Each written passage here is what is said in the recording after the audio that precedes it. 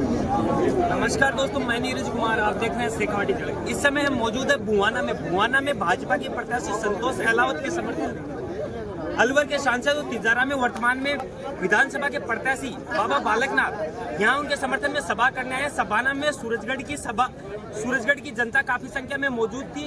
इस सभा में बाबा बालकनाथ ने उपस्थिति को प्रणाम करता हूं। सामने जनता जनार्दन जिसमें बुजुर्ग युवा साथी भी सब यहाँ पर विराजमान है, आपकी भी सादर उपस्थिति को मैं प्रणाम करता हूं। देखिए, चुनाव विधानसभा का है और ऐसे वक्त पर ये चुनाव जो इसे कांग्रेस सरकार जो 2018 से बनी है, हमारे यहाँ ऐसा वक्त जो आज राजस्थान की जनता देख रही है, पिछले 5 वर्षों से राजस्थान की जनता भुगत रही है। नेताजी यादव, कविता जी ऐसी सरकार कभी आप लोगों ने देखी क्या? चेयरमैन नगर पालिका सूरजगढ़ से कभी भी देखी हो तो? क्योंकि बुजुर्ग सामने बैठे हैं। इस प्रकार का खुला तांडव कभी नहीं हुआ। मेरी तो इतनी आयु नहीं है, राजनीतिक आयु भी कम है, वैसे भी कम है। 4.5 साल, पौने 5 साल की पूरी उम्र हुई है राजनीति के अंदर। लेकिन आप सब बुजुर्गों ने जो मुझे बताया, ऐसा शासन नहीं हुआ कभी। यहां पर बैठे हमारे इस पूरे विधानसभा के सभी मतदाता बंधु हमारे यहां पर आए हैं। आप सब लोग बातों को सुन रहे हैं। आपके माध्यम से, सोशल मीडिया के माध्यम से ये बातें गली गली तक, ढाणी ढाणी तक पहुंचेगी। मेरा आपसे निवेदन है, ये चुनाव जो आज वर्तमान में राजस्थान में हो रहा है, चुनाव हर 5 वर्ष में होता है, विधानसभा लोकसभा का। लेकिन ये चुनाव जो वर्तमान समय में है, ये बहुत महत्वपूर्ण चुनाव है। ये चुनाव हमारा व्यक्तिगत चुनाव नहीं है, हमारे व्यक्तिगत रिश्ते नातों का चुनाव नहीं है,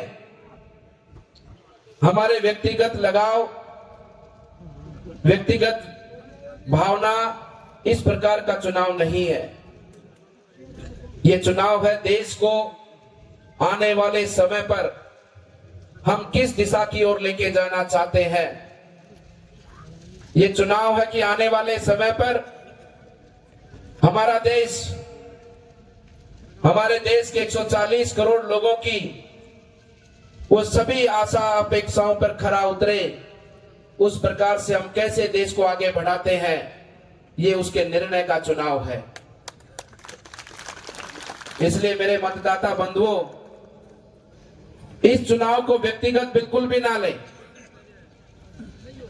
ये चुनाव केवल और केवल अपने राष्ट्र को आगे बढ़ाने की भावना, ये चुनाव केवल और केवल आने वाले समय पर जो एक रास्ता देश ने पकड़ लिया है, देश के लोग उस पर चल चुके हैं, देश ऊपर दौड़ने लगा है उस रास्ते के ऊपर।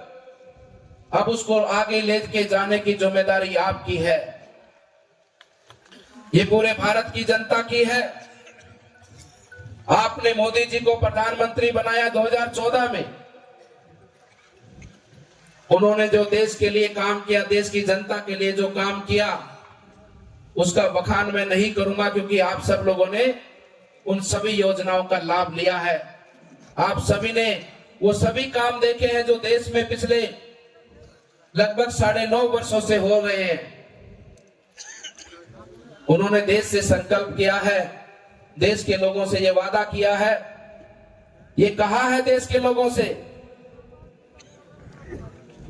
और उस समय पर भी एक हमारे स्वतंत्रता सेनानी ने, जब आजादी की लड़ाई देश की हर दिशा से लड़ी जा रही थी, हर जाति धर्म को मानने वाला व्यक्ति, हर भाषा को बोलने वाला व्यक्ति, हर प्रांत में रहने वाला व्यक्ति, सभी व्यक्तियों में केवल एक ही भावना थी कि हमको आजादी चाहिए किसी भी कीमत पर।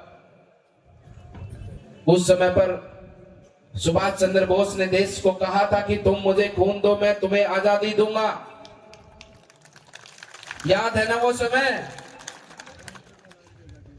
हमारे बुजुर्गों ने हमें बताया है कि कैसे आजादी की संघर्ष की लड़ाइयां चली, आंदोलन हुए, देश में एक माहौल था, एक ही उद्देश्य था, और वो उद्देश्य देश का पूरा हुआ। उसी भांति आज देश में एक नेता ऐसा आया है जिसकी भावना, जिसका उद्देश्य, जिसका लगन केवल और केवल देश की सेवा करना, देश के लोगों की सेवा करना और देश की उन्नति के लिए जीना और मरना। आज आदरणीय प्रधानमंत्री जी ने देश के लोगों से आह्वान किया है कि आओ मेरे साथ चलो, आप मुझे हिम्मत दो, सहारा दो। यह मेरा वादा है देश के लोगों से कि 2047 तक हम देश को एक विकसित राष्ट्र बनाएंगे। तो इसलिए बंधुओं, ये चुनाव ठीक उसी भक्ति भावना का है, उसी राष्ट्र प्रेम की भावना का है। इस चुनाव में हमारे निर्णय से आने वाले समय पर देश को जो गति मिली है उसको और ताकत मिलेगी। आदरणीय प्रधानमंत्री जी के हौसले मजबूत होंगे और निश्चित रूप से देश के 140 करोड़ लोग मिलकर पुरुषार्थ करेंगे, मेहनत करेंगे और हमारे शहीदों का सपना पूरा करेंगे, हमारे बुजुर्गों की आशाओं को पूरा करेंगे। इस देश को विकसित बनाने का सब लोग मिलकर काम करेंगे। इसलिए चुनाव को व्यक्तिगत ना लें। हम सुनते आए हैं कि वोट देना हमारा अधिकार है और ये दुनिया की सबसे बड़ी ताकत है हमारे पास में। इसीलिए हमारे लोकतंत्र को सबसे बड़ा और सबसे मजबूत लोकतंत्र कहा जाता है। वोट हमारे अधिकार, हम किसी को मर्जी दें, किसी को ना दें, ये हमारी इच्छा है। धन्यवाद, जय हिंद, जय भारत। लेकिन कभी इस बात पर विचार किया है कि आपने सुनील जी, वृंदावन कि वोट जितना बड़ा हमारा अधिकार है उससे कईयों गुना बड़ी हमारी जिम्मेदारी है हमारे देश के प्रति। आशीर्वाद प्रदान करने हमारी जिम्मेदारी है कि हमारे वोट के माध्यम से मनमोहन जी, गौतम साहब कैसे देश आगे बढ़े, कैसी सरकार बने, आशीर्वाद प्रदान करेंगे। हम तो अच्छा ही सोचकर वोट देते हैं, विश्वास कर वोट देते हैं। लेकिन आपने आजादी से लेकर अब वर्तमान समय तक कांग्रेस को बहुत बार देख चुके हैं। आग्रह करूंगा कि आप आए और अपना उद्बोधन दें। कितनी बार देखेंगे? आरसीजी का यहाँ किसान बैठे हैं, पूरी सभा में एक एक व्यक्ति किसान है, कोई भी व्यक्ति ऐसा नहीं जो किसानी नहीं करता हो। आए आरसी साहब, आपसे इतना बड़ा झूठ इन लोगों ने बोला, 10 दिन में कर्जा माफ करने की बात कही। क्या कोई किसान अपनी धरती माता पर खड़ा होकर इस कांग्रेस को वोट देने का मन उसका करता है क्या किसी का? अगर वो ईमानदारी से, सच्चाई से इस बात का चिंतन और मनन करे कि एक राजनीतिक पार्टी किसानों के बीच में आकर झूठ बोलती है, धोखा करती किसानों से, क्या किसान उसको वोट देगा? क्या युवा उसको वोट देगा? हमने तो विश्वास में आकर वोट दिया था, लेकिन बार बार ये कांग्रेस वही काम करती है, क्योंकि कांग्रेस कभी भी नहीं चाहती कि देश का किसान, देश का गरीब, देश का युवा आगे बढ़े। इनकी मानसिकता ठीक उसी प्रकार से है कि लोगों को पिछड़ा रखो, गरीब रखो, लोग आशावादी बनकर रहे। नेताजी गांव में आएंगे, गांव में कहेंगे कि भाई लूण ले लो, मिर्च ले लो, तेल ले लो, हल्दी ले लो, लूण ले लो, मिर्च ले लो, तेल ले लो, 100 यूनिट बिजली की ले लो। अरे इतना भोला समझा है कि हमारे किसानों को, हमारे राजस्थान की जनता को। ये वो भारत है, ये नरेंद्र मोदी जी का भारत है जो आज चांद पर तिरंगा लहराता है। ये वो भारत है आज दुनिया की तीसरी अर्थव्यवस्था है। ये वो भारत है कि जो आज इतनी ताकत रखता है कि देश के दुश्मन यहां आकर किसी प्रकार से भी कोई हमारे देश के लोगों को हानि पहुंचाने का अगर काम करते हैं तो हमारे जवान वहां जाकर उनकी छाती में खंजर ठोक के आते हैं। ये तो वीरों की भूमि हमारी पूरी। आपसे बेहतर कौन जान सकता है इन सब बातों को। तो ये ऐसी कांग्रेस, लेकिन मैं कहना चाहता हूं कि ये वोट का ही तो कमाल हुआ है। हमने विश्वास कर इन पर वोट दिया और इनके वोट के कारण आज राजस्थान को जो अपमानित लज्जा का सामना करना पड़ा पूरे विश्व के सामने, इन कांग्रेस के कारण राजस्थान का युवा दर दर की ठोकरें खाता है। एक नहीं 17-18 बार पेपर लीक होता है, पेपर बेच के खा गए कांग्रेस के लोग। इस कांग्रेस के कारण राजस्थान में जिस प्रकार से गुंडागर्दी चली है, फिरौती मांगी जाती है, वसूली की जाती है, और इनके विधायकों के द्वारा जिस प्रकार से अवैध रूप से जमीनों पर कब्जा करना, खनन पर कब्जा करना, ये सरेआम हमको देखने को सुनने को मिलता है।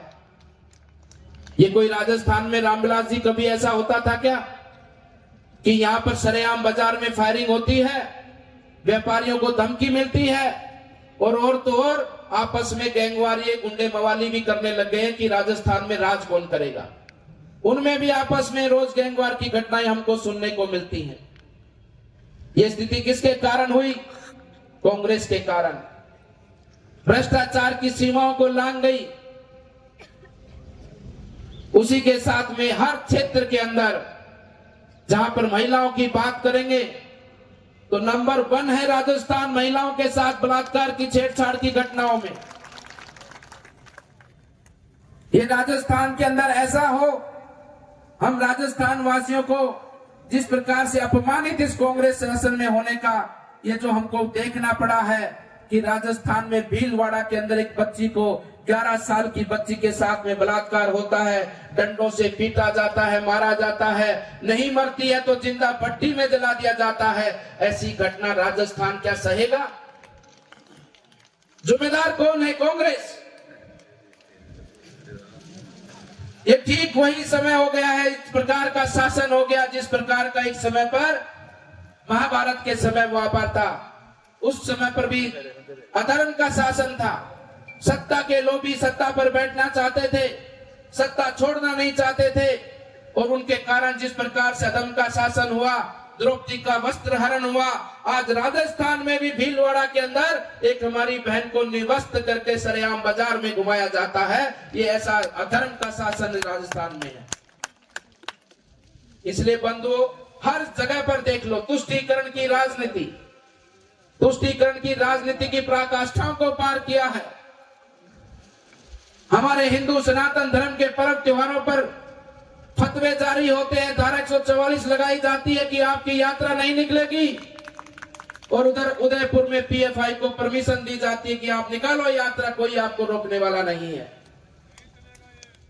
कन्हैया की मृत्यु, कन्हैया की दर्दनाक हत्या हो जाती है, दिन दहाड़े उसका गला रेन दिया जाता है, उसको मुआवजा देने तक ये सरकार आ नहीं बढ़ती है, न्याय देने तक की ये काम नहीं करती है। और उधर गौ तस्कर हमारे पड़ोस के अंदर हरियाणा में कहीं मारा जाता है, उसके घर जाके मुख्यमंत्री 25 लाख की घोषणा करते हैं। उधर जयपुर के अंदर रोड एक्सीडेंट में मुस्लिम समाज का एक युवक मर जाता है, आपस में दोनों मुस्लिम होते हैं। उसके बाद बाजार के अंदर जिस प्रकार से बाजार के व्यापारियों को डराया धमकाया जाता है, उसी दिन शाम को गहलोत जी उस मरने वाले व्यक्ति को 50 लाख का मुआवजा घोषित करते हैं। यह है गहलोत की रीति और नीति। आपके यहां भी बहुत घटनाएं हुई होंगी। आदरणीय रामविलास जी हमारी स्वतंत्रता सेनानियों की वीरांगनाएं मुख्यमंत्री आवास पर बैठी रही धरने पर, सरकार ने कोई पूछने वाला नहीं। पुलिस को ऑर्डर देकर उनको घसीट कर जंगल में छोड़ के आए, उनको तो मुआवजा देने की बात नहीं। और उधर तुष्टीकरण की राजनीति की पराकाष्ठा करने वाली है सरकार, जिस प्रकार से हमारे सनातन धर्म को अपमानित करने का काम करती है, वो किसी से छुपा नहीं है। लोग कहते हैं कि मुख्यमंत्री के आवास से, सचिवालय से ऑर्डर आया है। हमने सुना, अखबार में भी देखा, सोशल मीडिया पर भी देखा, उदयपुर के अंदर, जोधपुर के अंदर कहा कि मुस्लिम भाइयों के त्योहार का, रमजान का महीना है, वहां पर लाइट की सुविधा, बिजली की सुविधा, पानी की सुविधा सुचारू रखी जाए। मेरी नजर में जो मुख्यमंत्री आवास है, इस प्रकार के जो फतवे जारी करते हैं, ये जो मुख्यमंत्री आवास नहीं हुआ है, ये तो फतवा हाउस बन चुका है आज के समय पर। ये तो फतवे जारी होते हैं यहां से हमारे लिए। इसलिए वोट है, ये हमारे थोड़े से वोट की चूक के कारण आज ये परिस्थिति राजस्थान में बनी है।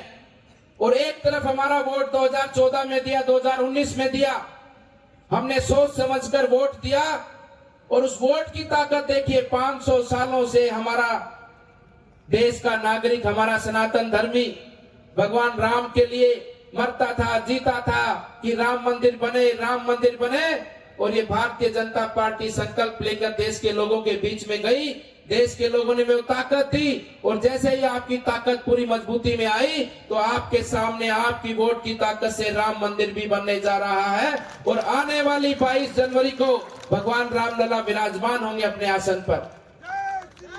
ये आपके वोट की ताकत है, ये आपके वोट की ताकत है कि आपके वोट से धारा 370 टूटती है। देश में करोड़ों माताओं बहनों के घर में रसोई गैस का सिलेंडर पहुंचता है, शौचालय बनते हैं, प्रधानमंत्री आवास बनते हैं, राशन पहुंचता है। और आज पूरी दुनिया भारत का सम्मान करती है, पूरी दुनिया भारत की ओर इस कदर देखती है कि ये भारत ही है, ये भारत की संस्कृति ही है जो देश को, पूरी दुनिया को आगे लेकर बढ़ सकती है, सबको एक सम्मान के साथ में, एक परिवार के साथ में लेकर बढ़ सकती है। ये आपके वोट के कारण हुआ है। इसलिए चुनाव में कोई व्यक्तिगत कुछ नहीं है। ये चुनाव केवल और केवल राजस्थान के विकास को आगे ले जाने वाला चुनाव है, हमारे देश को आगे विकास के पथ पर गति देने वाला चुनाव है।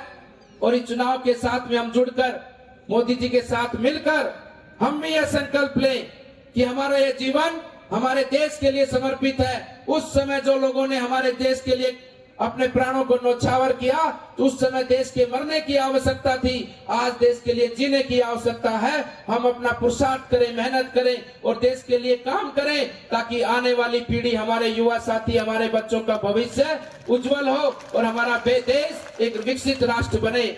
इस भाव से इस चुनाव को लेते हुए, इस चुनाव में एक एक भाई से मैं निवेदन करूंगा, आप इस सभा में बड़ी संख्या में उपस्थित हैं, आपसे कहना चाहूंगा इस सभा के बाद में जहां जहां भी जिस स्थान पर जाएं, जिस गांव में भी जाएं, जिस विधानसभा में भी जाएं, ये चुनाव देश के लिए लड़ा जा रहा है, देश के भविष्य के लिए लड़ा जा रहा है।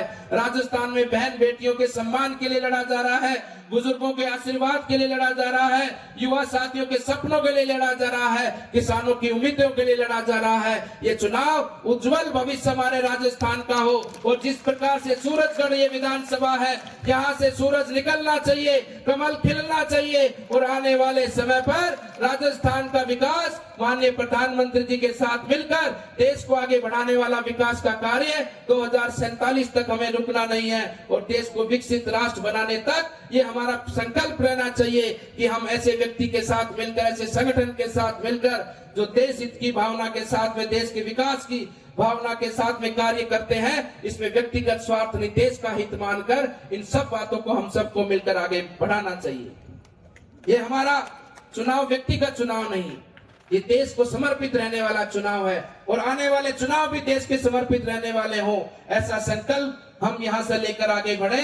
और पुनः मैं आप सबसे ये भी कहना चाहता हूँ, भाई थारी कोई जानकारी तिजारा में भी होगी है सके, और थारी कोई जानकारी कोई पड़ोस की विधानसभा में भी होगी सह कन्या सह, सारी जानकारियां काट लियो, सारा फोन कर दियो, कदे ना करो। माने भी बोल लिया उस धारली भाषा, मैं भी अठेरे उड़ा सा, थार पड़ोस में मानगढ़ में तो रहता, क्यों जी 18 की भाषा कोई खास फर्क तो कोई नहीं है, एकदम फिट से। तो इसलिए आप सबसे निवेदन है, जहां भी संपर्क है, जिनसे भी संपर्क है, सबसे बात करो और कमल का फूल खिलाओ। ये कमल के फूल पर बैठकर भारत माता निश्चित रूप से आने वाले समय पर एक विकसित राष्ट्र बने, ऐसा संकल्प और ऐसी आशा हम सब की होनी चाहिए। मैं पुनः सभी का बहुत बहुत धन्यवाद, अभिनंदन करता हूं, क्योंकि हम 15-20 मिनट लेट हो चुके हैं।